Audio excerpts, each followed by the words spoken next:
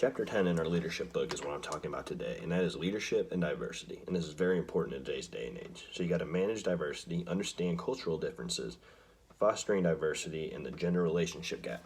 So from personal experience already, I can talk about understanding cultural differences. So the company I work for, it's a worldwide company, and they want to establish a good culture, but that culture has to be different everywhere throughout the world. I know that the office that I work for, they also have an office in Singapore, and the way they manage the office here in America and the way in Singapore is completely different. In Singapore, from what I understand, I've never been there, but from what they told me, it's super dominant. So people don't just casually have the conversations. You have a big order of people that go up and down, and they do not cut in and out. It's super strict there from what I hear, and it seems a lot different, and it's something that they said was very important that they have to do there in order for them to be happy in how to work there. Yes, there's a little cultural difference here and there, but it all has to tie together somehow, but it has to be different at the same time because everyone's culture is different. From America to China to Russia to anywhere in Europe, everything is completely different. It's even from the north and the south of the United States. Everything is different, and it's important to implement good culture. So, to be an effective organizational leader in an increasingly global society, you will need to manage diversity. Managing diversity means taking advantage of a diverse labor force while coping with the problems that arise from people of different backgrounds that work together. So, anyone of minority, anything like that, you have to be able to understand what they need because you can't just change their culture. That is how people are born and built, and that is how they are today. They have to follow their culture. Culture refers to the total way of life of a group of people. Key cultural elements include communication patterns, patterns of relationships, formal organizations, artifacts, collective wisdom, and an external environment. So like I said, in China, everything is completely different than it is here, and you have to culturally fit in over there while also maintaining what company culture you want. As human creations, cultures vary widely. However, recognizing cultural commodities can help you respond to the needs of diverse groups. In high context cultures, members prefer to indirect or covert messages. I lost my place. In low context cultures, members communicate through overt messages embedded with much more information in the language used to construct the message. Hofstede identifies 5 value dimensions to analyze cultures.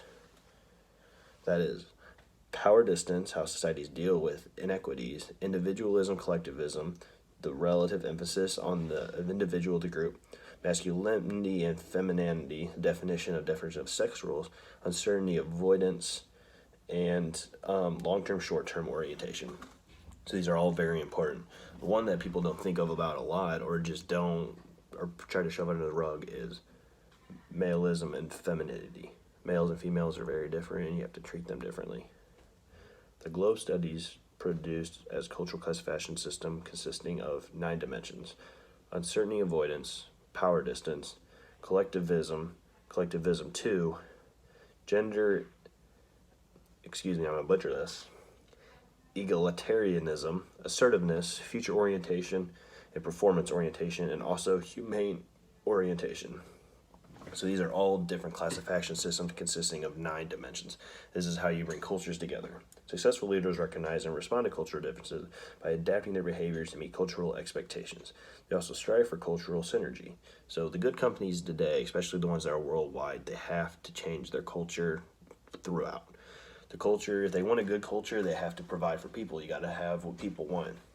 You can't just force things on people that they don't want to do, or else you're not going to have a good culture.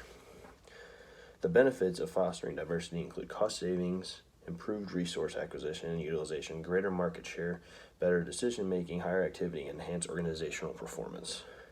Obstacles to diversity operate at the personal, group, of institutional levels.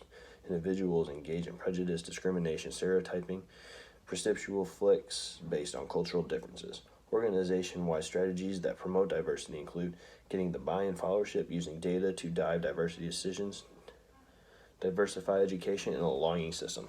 So I remember for the company I worked for, I had diversity training.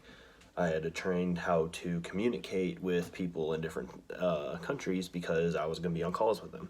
You have to take the time into consideration because Sometimes you got to wake up extra early in order to get that call in with people from across the globe, because you have to communicate, you have to do culture. I mean, if I have to wake up to talk to someone, you have to wake up to talk to someone. You have to learn how to address them, how to be polite. Everyone's completely different. Two key principles are critical in allowing women to ease their route through the labyrinth. First, women must blend agency and communication. Secondly, it is critical for women to build social capital. So men and women are completely different. People in different countries are completely different. It's very important to learn how to talk to people culturally so you can be respectful, and also so you can be respected. Good leaders find that cultural gap and they learn how to use it to their advantage, and that's what I recommend.